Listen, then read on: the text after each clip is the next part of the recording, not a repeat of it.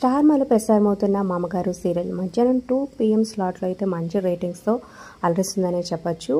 ఆకర్ష్ అలాగే సుహాసిని లీడ్ రోల్స్లో వ్యవహరిస్తున్న ఈ సీరియల్లో ఒక యాక్టర్ రీప్లేస్మెంట్ జరిగింది. అదేంటో తెలుసుకుందాం. ముందుగా మరి ఈ సీరియల్లో మీ ఫేవరెట్ ఎవరు, ప్రజెంట్ ఎపిసోడ్స్పై మీ అభిప్రాయాలు కింద కమెంట్స్ రూపంలో తప్పకుండా తెలియజేయండి.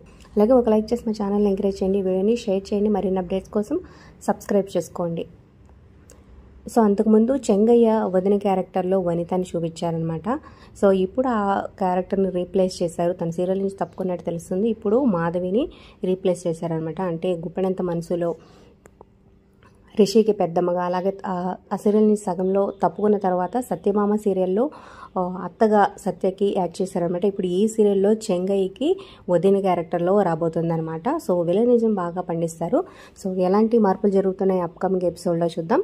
మరి ఈ సీరియల్లో మీ ఫేవరెట్ ఎవరి కింద కమెంట్ చేయండి. Like, share, subscribe for more videos.